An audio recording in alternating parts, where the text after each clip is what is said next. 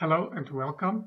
This is Wilrens for Create a Learning Site, the place to go deeper in your study of the Bible.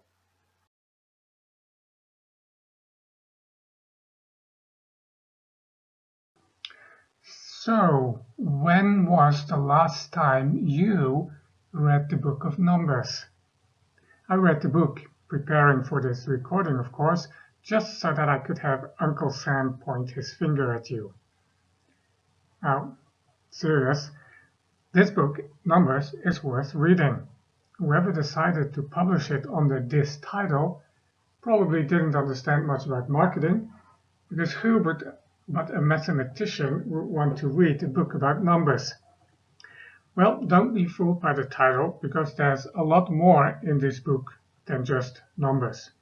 What I'm going to do in this issue of Create a Learning Site is to give you 6 reasons why this book is worth reading, and I'm sure there would be more.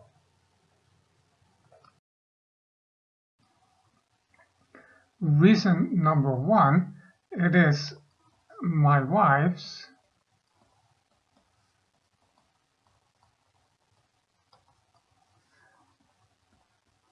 favorite book in the Bible, at least on some days. There are other days when you ask her, she may see, well, there's about 66 of those. Her favorite book in the Bible, that means something. In case you haven't met her, if the book were boring, she probably wouldn't bother with it. So take her word for it if you don't believe me. Reason number 2 is the value of organization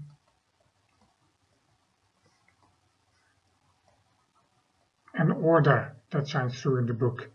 It contains an interesting case study of bringing organization and structure to a ragtag band of people. Too much structure is stifling, but the right dose makes things run just that much more smoothly. So, in the first 10 chapters of Numbers, we find how the camp is set in order, and with that, the marching order of the tribes is determined as well. On each side of the tabernacle, there are 3 tribes who have their assigned place of encampment. The tents of the priests and Levites form an inner rectangle around the tabernacle, so between the tabernacle and the other 12 tribes.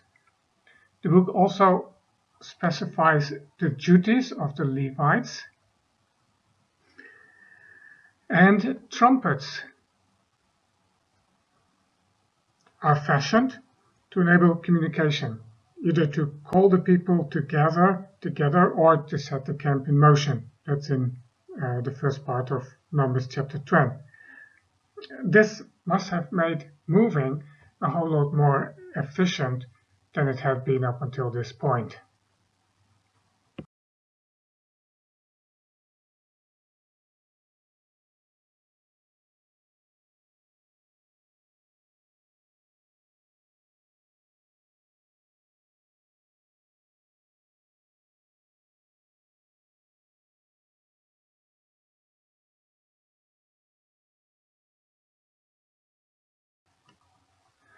Reason number 3, we need the message on murmuring.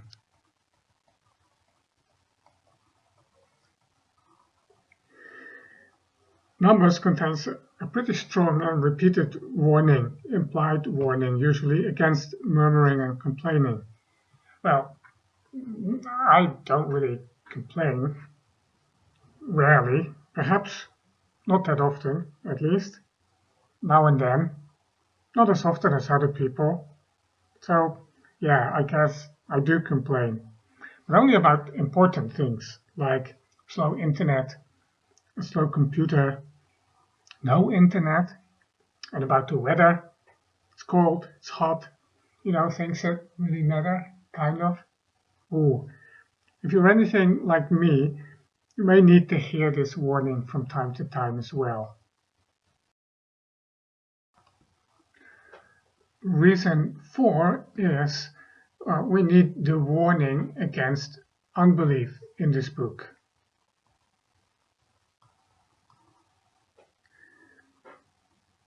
We find it especially in the story of the 12 spies. 10 of them do not believe that God is able to do what he had committed to do. And for the second time, the first time is in Exodus 32, when the people worshipped the golden calf, God is ready to wipe these people out and start all over again with Moses and his descendants. It shows that this incident is as serious as that with the golden calf earlier on. In other words, unbelief is as bad as idolatry. Now, unbelief is not the same as doubt, wavering, uncertainty. This is not little faith. This is no faith. It's blatant. We may therefore feel that this is not something we could become guilty of. However, there is no clear boundary between little faith and no faith. Let's face it, Israel's unbelief is a human reaction, and we are human too. This is why it's in the text, because it could happen to us. I was struck by the response of both Moses and God in Numbers 14. Moses repeats the pattern of his intercession after the incident with the golden calf in Exodus. On both occasions, his first argument boils down to, what will people say?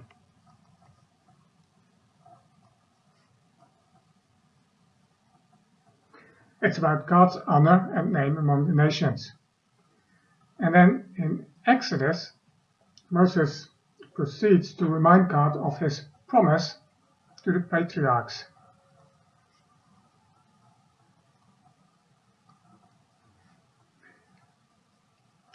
Here in Numbers, Moses presents the self-revelation of God. That was part of the golden calf narrative. And that's his second argument. The Lord is a God merciful and gracious, slow to anger, abounding in steadfast love and faithfulness, keeping steadfast love for thousands, forgiving iniquity and transgression and sin, and so forth. The amazing thing is, God relents, and the result, that change, is instantaneous. I think it shows Moses had learned something about what God is like, especially when he expresses his wrath, and how he wants to be approached when that happens, just to remind him of his glory, his name, and of his goodness. Now, here's reason number 5, the Balaam narrative, which is a substantial part of the book of Numbers, is a fun story. The prophet opens his mouth to speak a curse, and out comes blessing. And don't forget that talking donkey more than 3,000 years before Shrek. But at the same time, it's more than just a fun story. It documents a vicious attack on God's people and God's plan just before the decisive breakthrough. It also demonstrates how real God's protection is. Even when the people had no idea what was going on and were quite vulnerable, God was watching. The dangers coming from the outside, whether overt enemy attack, covert actions like this one, or the lack of water and food in the desert, were never critical. The real danger was, and is, the enemy within. The Balaam narrative does not finish with chapter 24. Numbers 25 is part of it as well, though you would not know this from the chapter itself. It's not until Numbers 31 verse 16 that we find out what was behind the seduction by Moabite and Midianite women. These, says the text, on Balaam's advice, caused the people of Israel to act treacherously against the Lord in the incident of Peor. So it wasn't until Balaam used the weakness of the enemy within that he almost succeeded. Reason number 6 is the interesting tidbit that we find in the book. It's a mix of narratives and law text, and some of these laws are quite interesting, especially those that deal with women. At first sight, they may shock our modern enlightened sensitivities, but if we place them in the context of those days, we realize that we should be shocked at how progressive they are. For instance, there's the Nazirite vow, which is an option available to women as well as to men. And then there's the whole procedure in chapter 5 for wives suspected of adultery.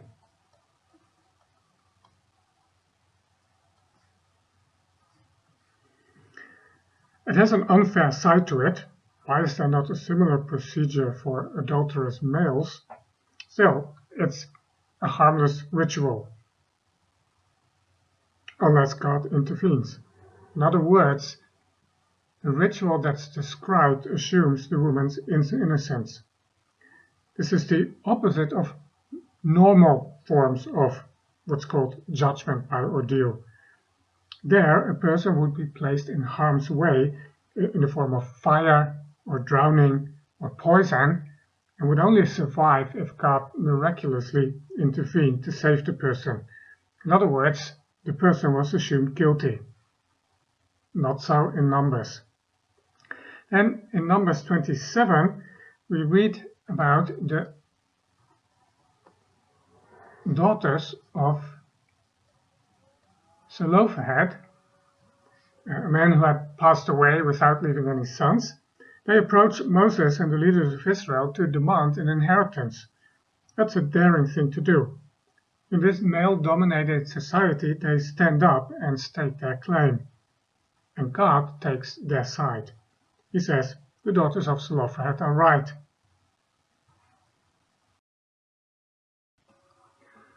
Now, to provide you with some orientation for your wanderings through the wilderness of this book, let's take a look at the big picture. There's both geography and chronology involved, and then there's the two generations. For each generation, there's a census in which the male Israelites to be included in the army are counted. So we start off at Mount Sinai, and we finish in the fields of Moab. In between, we have the 38 years of wandering through the desert. So, first in Numbers chapter 1 down to 10 verse 10, at Mount Sinai, we have preparation for the journey. Then from there on, down to the end of chapter 14, we move from Sinai to Kadesh Barnea, and it's the failure of the first generation. Then chapter 15 through 19, well, that's the first generation dies off, really. Chapter 20 and 21, then we move again, this time from Kadesh to Moab, and there, the final part of the book, chapter 22 through 36, is preparation again, and this time it's for the conquest. Now, this means that a very long period of time, 38 years, is covered in just 5 chapters, 15 through 19, 3 of which contain instruction, laws, rather than narrative.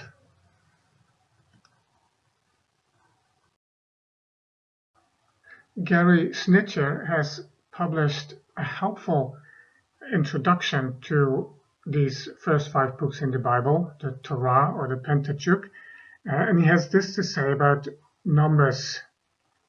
The point of the text-time ratio in the case of the 38 years of wilderness wandering is theologically significant. Specifically, once the first generation of Israelites decisively rebel against God at Kadesh, their story is over. They disappear from the narrative. This observation hits still harder when the reader recognizes that the only events recorded from the 38 silent years are the rebellion of Korah and his associates and its related aftermath, which includes the budding of Aaron's staff. Now, an important chronological marker is somewhat hidden in the text.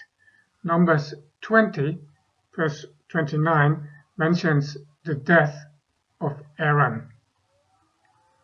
According to Numbers chapter 33, verse 38, this happened at the beginning of the 40th year after the Exodus. This means that the Israelites involved in the events of chapter 20 and 21 for the most part belong to the second generation. Together with Numbers chapter 25, then, Numbers 20 and 21 make clear that the second generation also shows a propensity to rebellion, to disobedience, and to complaining. Snitcher argues that they are as sinful as their ancestors, or even worse, and that it is only because of God's grace that they get to enter the land. Now, the latter point no doubt is true. It's only because of God's grace that they enter. But I don't think the portrait of the second generation is quite this negative. There has been a measure of transformation. They don't seem to repeat the unbelief of their parents. When the people revel and indulge in immorality with the daughters of Moab and Midian in Numbers 25, a scene not unlike the one described in Exodus 32 with the golden calf, it is one of their own, Phinehas, who takes decisive action and stops the plague. During the incident with the golden calf, his father, Aaron, had failed to do the same. In Numbers 32, the 2.5 tribes, Gad, Reuben, and half of Manasseh, come to Moses and ask for land east of the Jordan. Snitcher takes this as evidence that the younger generation was as sinful as the old generation. And after Moses confronts them, claiming they are about to repeat the sin of Kadesh, Snitcher writes, "Fortunately, the 2.5 tribes repented." However, nothing in the text suggests that this is repentance or that there is a change in their attitude. I would rather argue that they came with the right attitude from the start. This is not evidence that the second generation is as bad as the first. On the contrary, it shows that they are different. They have not shed their sinful nature, but at least they now respond with a measure of faith. Still, Numbers is not a happy book. At the end, Israel is poised to enter the land of promise, and there's little doubt that God will keep his side of the deal. But will Israel? After failing so consistently? Not likely. One crucial insight needed to truly value the content of Numbers is, by nature, I belong to the same race as they. Their problem was not that they were Israelites, but that they were human. Apart from the Spirit of God, I am no different since I'm made of the same stuff.